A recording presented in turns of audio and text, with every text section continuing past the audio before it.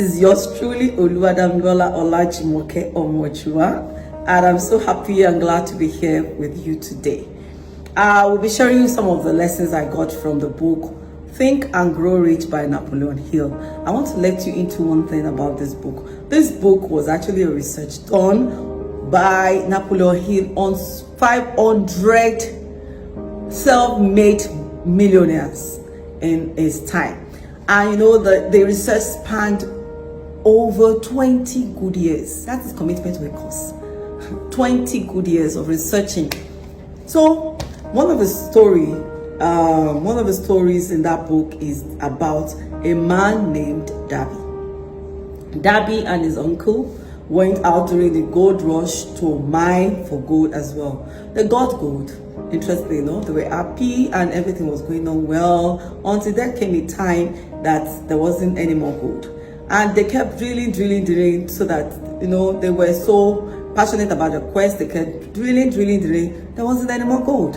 So at some point they gave up and they sold all the machinery, the drilling machinery, to a junk man around. And the junk man, you know, bought the machinery, but the junk man did something very interesting. The junk man sought the advice of an expert, a mining expert. And by the time the mining expert came to investigate the drilling environment, the junk man, you know, eventually discovered, which was a huge discovery, that indeed there was still gold there. And it's like they just gave up 3 feet to where the gold were, because they did not understand the fault lines of, you know, the ground of mining and everything. So eventually the junk man and the engineer that was sought, they found gold, and that was it. And Debbie was, you know, disappointed by the time they got news of that, and he had to relocate and started insurance. And by the time he got into insurance, he had learned his lesson that he will never give up, he will never take a no for answer. So he went without dedication, he went without quest, he went without resolution that he was never going to give up. And he went into insurance and he did excellently well, and he became a successful insurance man of his time. Lessons learned in that story. Number one, you know, when you have an opportunity, go for it. Go for it. Don't just listen to news, and don't let people make news around you. Be part of the news. Make the news yourself. You know, even if there is nothing there, create news for yourself so that you will be relevant. And apart from that, go for it whenever you have opportunity. Debbie and his uncle went for it, and they thought that okay, they can actually do it, and they did.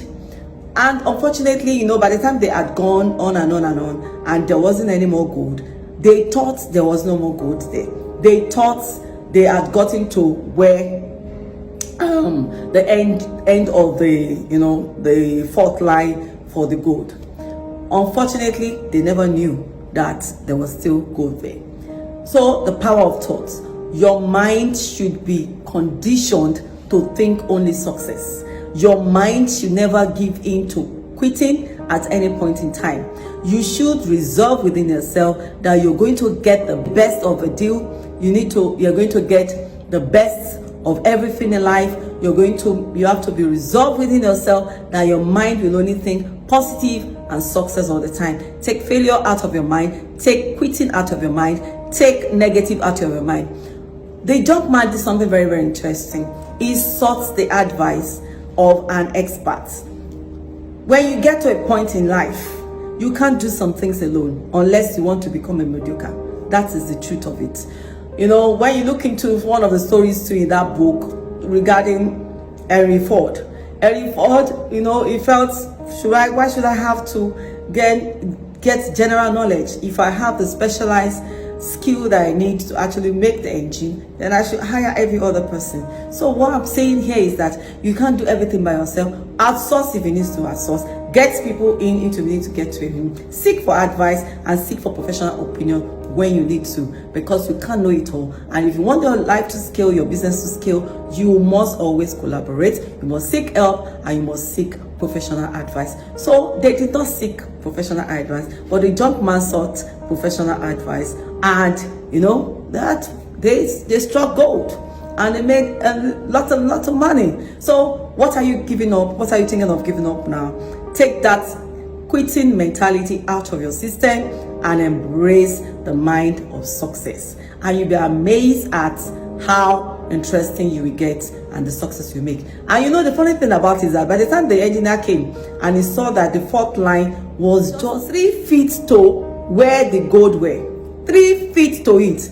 Oftentimes we quit just at the edge of breakthrough. Please stop quitting.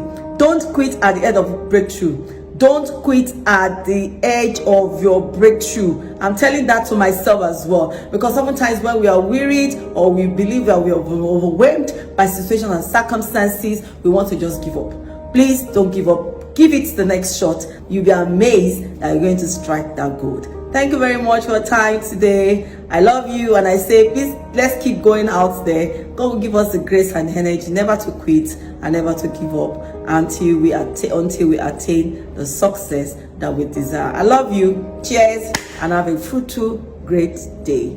This is yours truly, Oluwadamilola Olajumoke Omonjua, signing off. Cheers.